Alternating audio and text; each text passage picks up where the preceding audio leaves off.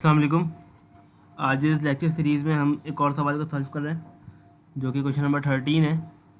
और इस सवाल के अंदर ये लिखा हुआ है कि company generally purchases large lots of certain kind of electronic devices के एक कंपनी है जो कि लॉट के अंदर सामान लेती है इलेक्ट्रॉनिक डिवाइसेस के।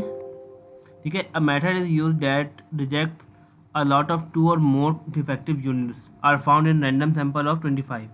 तो यहाँ पर लिखा हुआ है कि जो 25% फिर ये कह रहा है कि a method is use to reject a lot of two और मोर डिफेक्टिव यूनिट्स। मीन्स कि मेरे पास n गिवन है, n मेरे पास है 25। ठीक है, कैसे पता चला मुझे कि उसने लिखा हुआ है कि 25 यूनिट सैंपल है। मीन्स कि टोटल नंबर ऑफ n कितने हैं, 5 हैं। और वो कह रहा है कि a method is use to reject a lot of two और मोर डिफेक्टिव यूनिट्स के दो या दो से ज़्यादा कि जो यूनिट्स है वो डिफेक्टिव निकले। ठीक है, तो मीन्स कि मुझे x की वैल्यू गिवन है 2, ठीक है, इक्वल टू 2 या 2 से ज़्यादा कि मुझे ये मालूम करना है असल में कि ज़्यादा डिफेक्टिव हैं। ठीक है, फिर आगे लिखा हुआ है पार्ट ए के अंदर, what is the probability of rejecting a lot of 1%। ठीक है, रिजेक्शन रेशो मुझे बताना है, प्रोबेबिलिटी बतानी है। और a lot that is 1% defective, means कि मुझे p गिवन है क्योंकि डिफेक्टिव की बात कर रहे हैं और यहाँ पर भी जो कि रिजेक्ट करने की बात की गई थी, अगर वो डिफेक्टिव होगा तभी वो रिजेक्ट किया जाएगा। ठीक है ना, तो इसीलिए यहाँ पर 0.01 इसकी प्रोबेबिलिटी मैंने निकाल ली। कैसे निकाली, 1 डिवाइडेड बाय 100 करूँगा तो 0.01 आएगा। क्यू इसी तरीके से मेरा आ जाएगा 0.99। ठीक है, अब आपको यहाँ पे सिंपल बाइनोमियल डिस्ट्रीब्यूशन अप्लाई करनी है और अपना आंसर निकालना है। तो वो कैसे निकालेंगे, वो सिंपल इसी तरीके से निकालेंगे कि यहाँ पर बी आ गया आपके पास इस तरीके से, या अगर आपको ये ना लिखना हो तो आप सिंपल यहाँ पर इन टर्म ऑफ दिस लिख सकते हैं।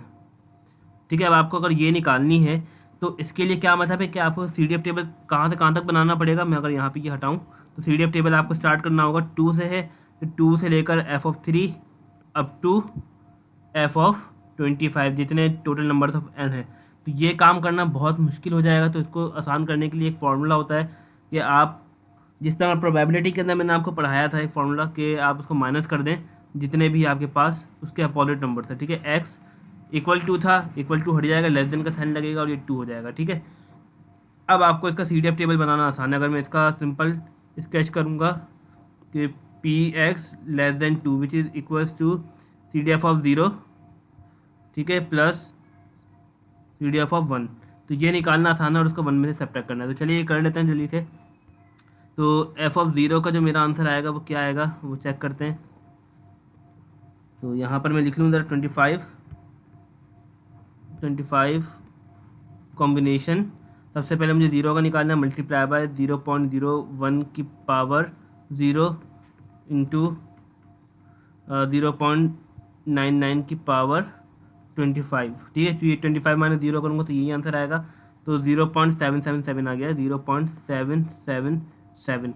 इसी तरीके से मुझे f(1) निकालना है, वो भी निकाल देते हैं। तो ये निकलेगा सिंपल, हम मुझे यहाँ पर 24 करना है, 24 क्योंकि 25 में से एक गए 24 आ गए। यहाँ पर x की वैल्यू हो गई 1 और यहाँ पर भी हो गया है 1। तो 0.196 आ गया मेरे पास, 0.196। अब सिंपल इन दोनों को ऐड करना है और अपना आंसर निकालना है। तो इसी के अंदर मैं ऐड कर देता हूँ 0.777, तो मेरे पास आ गया 0.973। ठीक है, तो 0.973, तो ये मेरे पास अभी p of x less than 2 का आंसर आ गया है मेरे पास।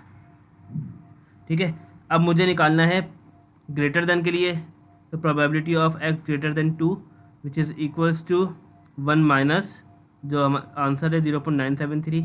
तो इसको सिंपल माइनस कर देते हैं, तो 1 माइनस आंसर, तो 0.026 आ गया मेरे पास, 0.026 जो कि है मेरा आंसर है, डिज़ायर्ड आंसर है। इस तरीके से ही आपको काम करना है और अपना आंसर निकालना है। सिमिलरली पार्ट 2 भी बिल्कुल इसी तरीके से मैं इसका सिंपल एक डेटा बना रहा हूँ आपको, और आपको बिल्कुल ऐसे ही काम करना है। ठीक है, अब यहाँ पर लिखा है what is the probability of accepting, कि ये एक्सेप्ट कब होगा a lot that is 5% defective. ठीक है, आपको जो चीज़ डिफेक्टिव है जो आपके पास, मैं पार्ट डेटा के लिए यहाँ बना देता हूँ, n तो 25 ही है। ठीक है, अब उसने बोला है कि वो एक्सेप्ट हो जाए, तो 2 और मोर जो कि 2 या 2 से ज़्यादा जो थे वो क्या थे, वो तो थे डिफेक्टिव। तो सही कितने होंगे, या पहला वाला सही होगा या दूसरा वाला सही होगा, जो कि अभी हमने निकाली है एक्स लेस देन वाली। तो probability of x less than 2, ये उसकी प्रोबेबिलिटी है जो कि सही होगी, ठीक है ना। ये वो प्रोबेबिलिटी है जो कि एक्सेप्ट हो रही होगी, ठीक है। और आपके पास अब यहाँ पर डिफेक्टिव की बात की गई थी और यहाँ पर भी रिजेक्ट की बात की गई है।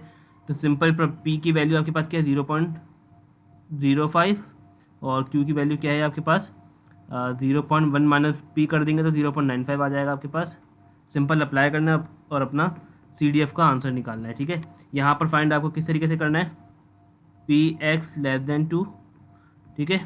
तो ये बनेगा f(0) प्लस f(1),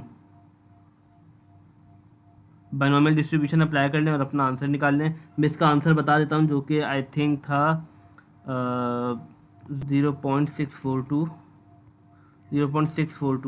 ये इसका आंसर आएगा। तो आपने इससे मैच कर लेना है, ठीक है। तो इसको बिल्कुल इसी तरीके से सॉल्व करना है। बस यहाँ पर 0.1 की जगह आपको क्या करना है, 0.1 की जगह आपको 0.05 करना है, और Q की जगह करना है आपको 0.95। तो सिमिलरली इस तरीके से आपका आंसर आ जाएगा। कुछ भी प्रॉब्लम हो कमेंट सेक्शन में ज़रूर बताएं, ताकि प्रॉब्लम सॉल्व हो सके आप लोगों की। Thank you.